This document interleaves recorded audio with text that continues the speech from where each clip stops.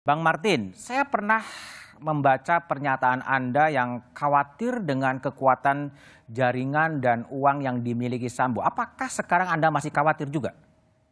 Tentu masih khawatir, Mas Budiman. Kita tahu seberapa kaya orang ini ya. Kaya dalam tanda petik, karena kekayaannya menurut saya ini perlu diteliti ulang ya, apakah legal atau ilegal.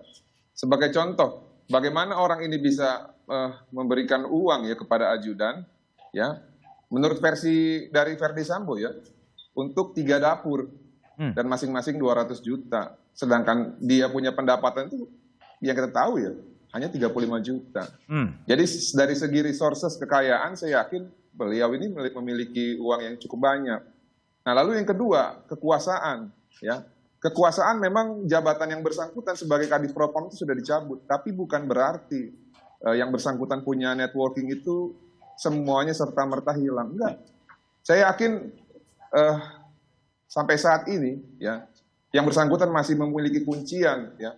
Manakala juga dalam pengalaman dalam pekerjaannya ini mungkin saja yang bersangkutan ini memiliki kartu-kartu truf tertentu yang mungkin saja dicatat dalam buku hitam yang sering dibawa oleh Verdi Sambo. Martin, kartu truf kuncian apa yang Anda maksud? Apakah ada gejalanya juga sekarang ketika persidangan sudah dibuka? Gini ya, Mas Budiman, saya melihat ya, ketika pada saat Verdi Sambo itu tahap 2 di kejaksaan. Lihat, terdakwa atau tersangka yang lain itu diekspos ke media. Bahkan cara melepas maskernya itu seperti mereka ini semua orang biasa. Namun ketika Verdi Sambo dan PC tidak diperlakukan sama seperti para tersangka yang lain. Itu yang pertama. Lalu yang kedua, ya, cara menanya majelis hakim, ya, ini dengan hormat, bukan saya menuduh atau apa. Tapi ketika berbicara kepada para terdakwa ini juga pendekatannya juga berbeda ya.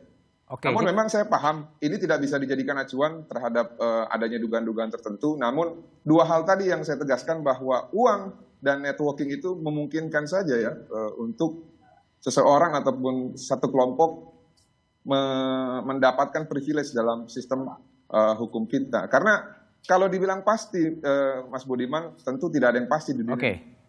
Yang pasti di dunia ini hanya adalah ketidakpastian. Ketidakpastian. Oke, Bang Martin.